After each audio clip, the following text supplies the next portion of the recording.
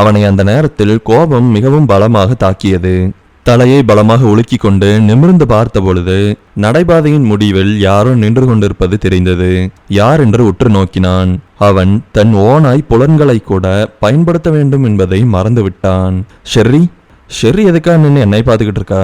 வா என்பதைப் போல கையை அசைத்து செய்கை செய்தான். அவள் அருகில் வந்ததும் ஒரே ஒரு நொடி மட்டும் இவன் குளுமையானான். என்ன ஷெர்ரி, எதுக்காக வெயிட் பண்ணிக்கிட்டு இருக்க? சார், நீங்க எதுவுமே சாப்பிடல, சாப்பிட வாங்க சார். அவன் யோசித்தான். சார், சாப்பாட்டு விஷயத்துல யோசிக்க கூடாது, வாங்க சார். ஷெர்ரிக்காக அவள் சொன்ன விஷயத்திற்கு அரைமனதாக ஒப்புக்கொண்டான். அவளுக்கு கொடுக்கப்பட்ட வேலையை சாதாரண வேலையாக கருதாமல் மிகப்பெரிய ஈடுபாட்டுடன் அவள் செயல்படுவது அவனுக்கு மிகவும் பிடித்திருந்தது. ஷெர்ரி மிகவும் பதற்றத்துடன் இருந்தாள். அவள் பயந்து நடுங்கிக் கொண்டிருக்கிறாள் என்பதை அவள் முகத்தை பார்த்து இவன் அறிந்து கொண்டான். தைரியமாக சாப்பிட வாங்கள் என்று அழைத்திருந்தாலும் இப்பொழுது அவள் முகத்தில் ஒரு பயம் குடிகொண்டிருந்தது. ஷெர்ரி, சொல்லுங்க சார். ஒரு பிரச்சனையும் இல்லை, நீ பயந்துக்க வேண்டிய அவசியம் எதுவுமே கிடையாது. ஓகே சார், அடிபட்டவரை நாங்கள் காப்பாற்றிடுவோம். டாக்டர் வந்திருக்காரு, தேவையான ட்ரீட்மெண்ட்ஸை கொடுத்துக்கிட்டு இருக்காரு. லேசான சிரிப்புடன் அவள் தலையசைத்தாள். அவள் பரிமாறிய உணவுகளை சாப்பிட்டு கொண்டே அவளை பார்த்தான். ஏதாவது வேண்டுமா என்ற கர்ம சிரத்தையுடன் அவள் பார்த்து கொண்டிருந்தாள். அவன் வாய் நிறைய உணவு இருந்தது. அதை மென்று முழுங்கிவிட்டு பிற்பாடு கூட அவன் மனதிலிருந்த விஷயத்தை சொல்லியிருக்கலாம். ஆனால் அவனால் அவனை கட்டுப்படுத்த முடியவில்லை. ஷெர்ரி, நீ பரிமாறுறதுனால தான் நான் நிறைய சாப்பிட்றேன். கடந்த சில வருஷங்களாவே நான் சரியா சாப்பிட்றதில்ல, அது உனக்கு தெரியுமா? இதை கேட்ட ஷெர்ரியின் அழகான கண்களில் உடனடியாக நீர் கோர்த்தது. அவள் மெல்லமாக விக்கித்து அழத் தொடங்கினாள். சார், உங்களால தான் சார் நான் வயிறு நிறைய சாப்பிட்றேன். அதுக்கு நான் முதல்ல தேங்க்ஸ் சொல்லிக்கிறேன் சார்.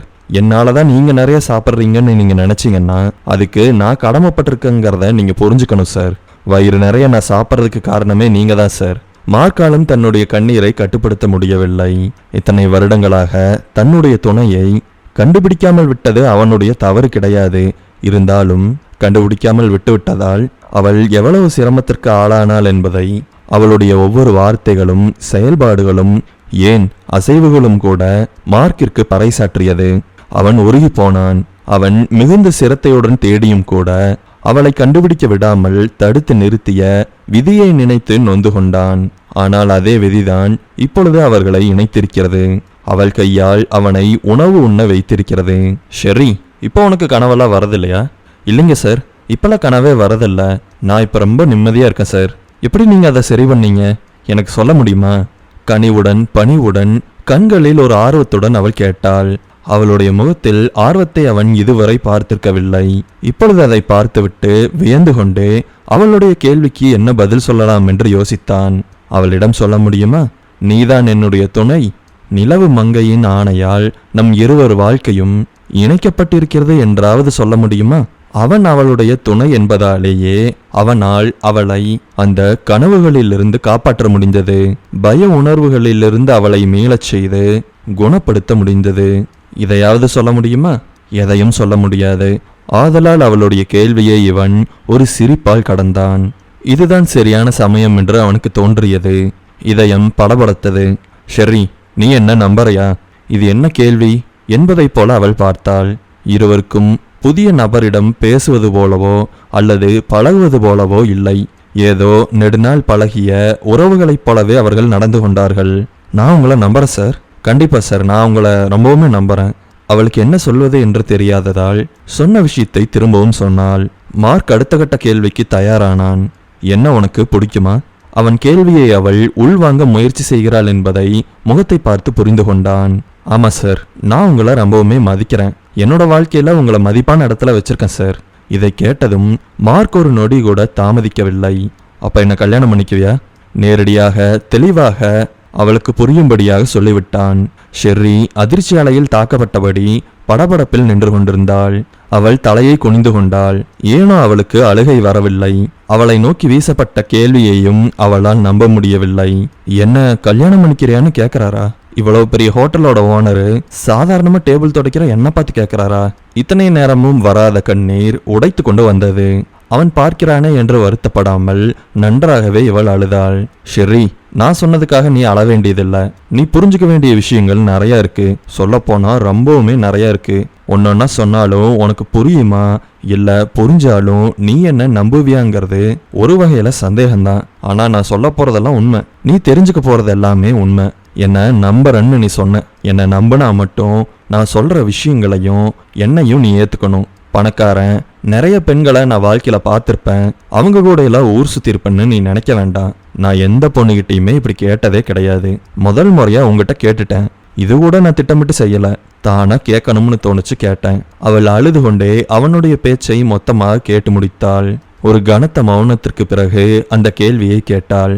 வேற வழியே இல்லையா சார்? எப்படி இவளால் இப்படி யோசிக்க முடிகிறது என்றுதான் இருந்தது அவளுடைய கேள்வி. உன்னை நான் காதலிக்கிற ஷெர்ரி, நிலா மேல சத்தியமா சொல்றேன். அவள் நிமிர்ந்த அவனுடைய கண்களை பார்த்தாள். அவன் லேசாக உருமாறி இருந்ததால் அவன் 2 கண்களும் தங்கத்தை உருக்கி ஊத்தியதைப் போல தகதகத்து கொண்டிருந்தது. ஒரு மனிதனுக்கு இப்படிப்பட்ட கண்கள் இருக்குமா என்று அந்த நேரத்தில் நடந்து கொண்டிருந்த விஷயங்களை எல்லாம் மறந்துவிட்டு அவள் வியக்கவே செய்தாள். சார், நீங்க பெரிய இடத்துல இருக்கீங்க. நான் எவ்வளவு கஷ்டப்பட்டு இந்த இடத்துக்கு வந்தேன்னு உங்களுக்கு தெரிஞ்சிருக்கிறதுக்கு வாய்ப்பில்லை. நீங்க என்னோட நிலைமையை புரிஞ்சுக்கிட்டு தான் கேட்குறீங்க. இருந்தாலும் இது ரொம்பவுமே எனக்கு பெருசா இருக்கு சார். எனக்கு எல்லாமே குழப்பமா இருக்கு சார். எனக்கு கொஞ்சம் டைம் கொடுத்தீங்கன்னா நான் நிதானமா யோசிச்சு உங்களுக்கு உண்டான பதிலை தரேன் சார். பணிவாக மனதில் இருந்த விஷயத்தை அவனுக்கு கடத்தினாள். இதழ்களில் புன்னகை அரும்ப அவளை பார்த்தான் அவன். ஷெர்ரி, எனக்கு தெரியும் நான் எல்லா விஷயங்களையுமே ஃபோர்ஸ் பண்றேன்னு. இது உன்னை பொறுத்தவரையெல்லாம் ரொம்பவுமே வேகமான விஷயமா இருக்கலாம். ஆனா நான் வாழ்நாள் முழுவதும் இதுக்காக வெயிட் பண்ணிக்கிட்டு இருந்தேன். அவன் மனதில் அவளை துணை என்று நினைத்தே பேசினான். ஆனால் அவள் அதை சாதாரணமாகவே புரிந்து கொண்டாள். என்னால இதுக்கு மேல எதுவுமே சொல்ல முடியாது. நான் உன்னை லவ் பண்றேன், அந்த விஷயம் மட்டும் உனக்கு புரிஞ்சா சரி. மார்க் ஒரு வழியாக சாப்பிட்டு முடித்தான். அவன் சாப்பிட்டு முடித்ததும் அதற்காகவே காத்து கொண்டிருந்தவளைப் போல, சார் நான் கிளம்பட்டுமா என்று கேட்டாள். தான் இன்று அவளை அதிகமாக தொந்தரவு செய்து விட்டோம் என்பது அவனுக்கு புரிந்ததும் லேசாக சிரித்து கொண்டே தலையசித்தான். ஷெர்ரி அந்த இடத்தை விட்டு வெளியே போனாள். மார்க் யோசனையில் ஆழ்ந்தான்.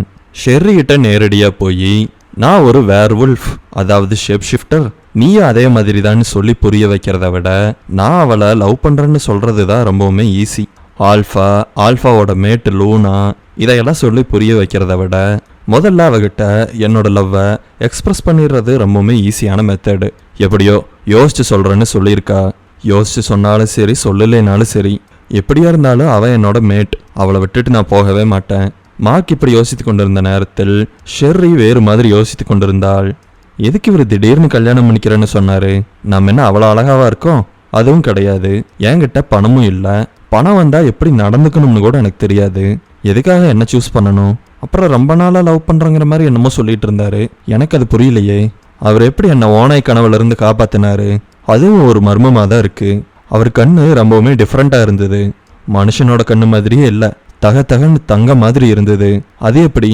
நமக்கு பழக்கமான ஒரு விஷயத்தை பற்றி யோசித்தால் அல்லது கேள்வி கேட்டால் நமக்கு தேவையான விடை கிடைக்கும். பரிச்சயமில்லாத விஷயங்களை பற்றி யோசித்தாலோ கேள்வி கேட்க முனைந்தாலோ பதில் கிடைப்பது சிரமம். ஷெர்ரியின் நிலைமையும் அப்படித்தான் இருந்தது. அவளுக்கு இந்த யோசனைகள் எல்லாம் 2ஆம் பட்சம்தான். அவளை பொறுத்தவரையில் முதன்மையானது வேலை. அந்த வேலையில் இப்பொழுது கவனம் செலுத்தினாள். மார்க் கூட்டத்தின் காவல் தலைவர் அவனை பார்க்க வந்திருந்தார். சொல்லுங்க, டார்ச்சர்ல எப்படி போய்கிட்டு இருக்கு? நானும் இகோரை பத்தி தான் பேச வந்தேன். அவன் சுத்தமா முடிஞ்சிட்டான், பைத்தியம் ஆயிட்டான். இதுக்கு மேல டார்ச்சர் பண்ணா அவனால முடியாது. அதான் என்ன பண்ணலாம்னு கேட்டுட்டு போலாம்னு வந்தோம். நான் சொன்ன மாதிரி செய்வீங்களா? ஆட்காட்டி விரலையும் கட்ட விரலையும் தேய்த்தபடியே அதை பார்த்து கொண்டு கேட்டான். நீங்க சொன்ன மாதிரி செய்யறதுக்கு தானே நாங்க இருக்கோம். அப்போ அடுத்த 25 நாள் அவனுக்கு நரகம்னா என்னன்னு காமிங்க. எதை சொல்ல அவர் எத்தனித்தார். இந்த 25 நாள் அவன் தாண்டிட்டான்னா அடுத்த 25 நாள் அதே மாதிரி பண்ணுங்க. அதை விடையும் மோசமா பண்ணுங்க. 50 நாள் அவனை டார்ச்சர் பண்ண சொல்றீங்களா? ஆமா, அவன் செஞ்சதுக்கெல்லாம் இந்த நாள் கணக்கெல்லாம் ஒண்ணுமே கிடையாது. டார்ச்சர் பண்ணுங்க, அப்புறம் பார்க்கலாம். நான் சொன்னதை செய்யுங்க. மார்க்கின் கட்டுப்பாட்டிற்குள் இருந்த நகரத்திற்குள் 5 உருமாறிகள் பாதி உருமாறிய நிலையில் உள்ளே நுழைந்தார்கள். அவர்கள் யாரும் மார்க்குடைய ஆட்கள் கிடையாது, வேக அனுப்பிய ஆட்கள் தான். ஆரம்பிக்கலாமா? ஐவரில் ஒருவன் கேட்டான். அவன் குரல் கடினமாக இருந்தது. மீதமிருந்தவர்கள் சரி என்று சொன்னதும் ஆளுக்கு ஒரு திசையாக ஓடத் தொடங்கினார்கள். ஒருவன் மட்டும் அங்கேயே நின்று கொண்டான். முதலில் ஓடியவன் எதிர்பட்டவனை தலையில் ஓங்கி அடித்தான். அதற்கே அவன் சுருண்டு விழுந்தான். அவன் உருமாறுவதற்குள் திரும்பவும் இவன் அவனுடைய வயிற்றில் மிதித்தான். இதே போல 4 வெவ்வேறு இடங்களில் தாக்கினார்கள். ஐந்தாவதாக இருந்தவன் மார்க்கும் அவனுடைய ஆட்களும் எப்பொழுது வருவார்கள் என்று பார்த்து கொண்டிருந்தான். அந்த ஐவரும் முடிந்த அளவு நகரத்தில் இருந்த அனைவரையுமே தாக்கினார்கள். அவர்கள் கொல்ல முயற்சி செய்தார்கள். ஆனால் மக்கள் ஆளுக்கு ஒரு பக்கமாக ஓடத் தொடங்கினார்கள். ஒரே ஒரு நபர் கிடைத்தாலும் அவர்களை கொன்றுவிட வேண்டும் என்பது மட்டுமே அந்த ஐவர் அடங்கிய குழுவின் திட்டமாக இருந்தது. மார்க் அந்த நகரத்தில் இல்லை. அவனுடைய காவல் படை மட்டுமே அங்கே இருந்தார்கள். சத்தம் கேட்டு மக்கள் அலறுவதைக் கண்டு அவர்கள் வேகமாக தெருக்குள்ளுள் புகுந்தார்கள். தங்கள் கூட்டமல்லாத வேறு ஆட்களை கண்டுபிடிப்பதற்கு அவர்களுக்கு வெகு நேரமாகவில்லை. வேகமாக பாய்ந்து அந்த இடத்திலிருந்து மக்களை வெளியேற்றினார்கள். அவர்கள் வெளியேறியதும் இவர்கள் தங்களுடைய தாக்குதலை தொடங்கினார்கள். வந்தவர்களின் கரங்களில் பெரிய இயந்திர துப்பாக்கிகள் இருந்தது. சாதாரணமாக கால்களில் சுட்டு பாதி உருமாறியிருந்த வேகாவுடைய ஆட்களை அவர்கள் பணிய வைத்து விட்டார்கள். மார்க்குடைய ஆட்கள் அங்கே வந்து சேர்வதற்கு 3 நிமிடங்கள் மட்டுமே பிடித்தது. ஆனால் அதற்குள் பெரிய கலைபரம் நடந்து முடிந்திருந்தது. நிறைய பேர் தாக்கப்பட்டிருந்தார்கள். அந்த 5 நபர்களையும் பிடித்து ஒரே இடத்தில் மண்டி போட்டு அமர வைத்தார்கள். அந்த நகரத்தின் பாதுகாப்பு தலைவர் கேள்வியை தொடங்குவதற்கு முன்பு அவர்கள் கையில் இருந்த சிறிய துப்பாக்கியை எடுத்து தங்களை தாங்களே சுட்டு கொண்டார்கள். மார்க் முடிந்தளவு வேகமாக பயணப்பட்டு அந்த நகரத்தை வந்து அடைந்தான். ஆல்பா, டவுனுக்குள்ள புகுந்து நிறைய பேரை அட்டாக் பண்ணாங்க. வித்தின் மினிட்ஸ்குள்ள நாங்க இங்க வந்துட்டோம். இவங்களை நாங்க சரவுண்ட் பண்ணி கேப்சர் பண்ணிட்டோம். ஆனா இவங்க கையில இருந்து துப்பாக்கியை வச்சு இவங்களே சுட்டுக்கிட்டாங்க. ஒரு விஷயத்த கூட இவங்க கிட்ட இருந்து கேட்க முடியல. Sorry alpha. எந்த வழியா அவங்க உள்ள வந்தாங்க? அந்த சூப்பர் மார்க்கெட் இருக்குல்ல, அதுக்கு பின்னாடி பதுங்கி இருந்திருக்காங்க. அங்க பதுங்கி இருக்கிறதுக்கு என்ன இடம் இருக்கு? தெளிவாக தெரிந்து வைத்து கொண்டு பேசுகிறார்களா அல்லது மார்க்கை குழப்ப வேண்டும் என்பதற்காக பேசுகிறார்களா என்று தெரிந்து கொள்வதற்கு சரியான கேள்விகளை தொடர்ந்து கேட்டுக்கொண்டே இருந்தான் மார்க். அங்க ஒரு சின்ன குடவுன் மாதிரி இருக்கு. அது கவர்மெண்டோட குடவுன். ரொம்ப நாளா திறக்கல. கவர்மெண்ட் குடவுனுங்கிறதுனால நாங்களும் செக் பண்ணாம விட்டுட்டோம். எப்போ உள்ள போனாங்க வெளியில வந்தாங்கன்னு ஏதாவது தெரியுமா? வெளியில வந்தது இப்பன்னு வச்சுக்கலாம். உள்ள எப்போ போனாங்க தெரியல ஆல்பா. சரி, நீங்க என்ன பண்றீங்க? சிசிடிவி கேமராவை வாங்கி நான் சொல்ற இடங்கள்ல எல்லாம் ஃபிக்ஸ் பண்ணுங்க. ஆல்பா, இவங்க கிட்ட இருந்து எந்த இன்ஃபர்மேஷன் வாங்க முடியலையே. அதான் வாங்க முடியலையே. கராராக பேசினான் அவன். விட்டுட்டு அடுத்த வேலையை பாருங்க. Okay alpha. இறந்து கிடந்தவர்களை அருகில் சென்று பார்த்தான் மார்க். அவர்கள் இப்பொழுது சாதாரண மனிதர்களைப் போலவே இருந்தார்கள். அவர்களின் சட்டை மற்றும் பேண்ட் பாக்கெட்டுகளுக்குள் தேடி பார்த்தான் மார்க். அந்த ஐவரில் ஒரே ஒரு நபரிடம் மட்டும் தொலைபேசி இருந்தது. அந்த தொலைபேசி எண்ணிலிருந்து அடிக்கடி ஒரு எண்ணிற்கு அழைப்பு சென்றிருந்தது. அந்த எண்ணிற்கு இப்பொழுது அழைத்தான் மார்க். அழைப்பை ஏற்றது வேகாதான். ஆல்பா, எப்படி இருக்கீங்க? வேகாவின் குரலை கேட்டதும் மார்க்கிற்கு மிகப்பெரிய கோபம் வந்தது. மார்க் எடுத்த எடுப்பில் ஒரு கெட்ட வார்த்தையை பேசினான். கோபப்படாதீங்க ஆல்பா. ஒரு தலைவன்கிறவன் எந்த ஒரு சூழ்நிலையிலையும் கோபப்படக்கூடாது. அது உங்களுக்கு தெரியும் தானே? திரும்பவும் கெட்ட வார்த்தையை உதிர்த்தான் மார்க். அது சரியில்லை என்று அவனுக்கு தெரியும்.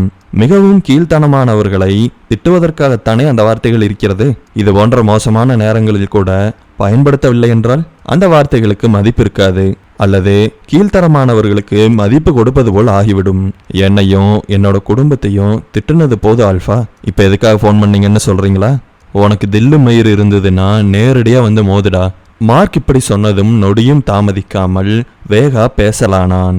உனக்கு தில்ல இருந்ததுன்னா நீ என் கூட மறைமுகமா மோதிப்பாரு. அழைப்பு துண்டிக்கப்பட்டது. அவன் பேசியதை கேட்ட மார்க்கிற்கு மிகவும் அருவருப்பாக இருந்தது. எந்த ஒரு நபரும் தன்னுடன் மறைமுகமாக மோது என்று சவால் விட மாட்டார்கள். ஆனால் அவன் சவால் விட்டான். அவன் இப்பொழுது தன்னுடைய கரத்தில் கிடைத்தால் அவனை பிழிந்து உயிரை எடுத்துவிட வேண்டும் என்பது மட்டுமே மார்க்குடைய யோசனையாக இருந்தது. அவன் அந்த நகரத்தில் அடிபட்ட மக்களை போய் பார்த்தான். எல்லா இடத்திலும் அவனே இருக்க முடியாது. இந்த அளவு பாதுகாப்பு ஏற்பாடுகள் செய்திருந்ததால் தான் அவர்கள் வந்து தாக்கியதும் உடனடியாக மார்க்கால் அவர்களை கட்டுப்படுத்த முடிந்தது.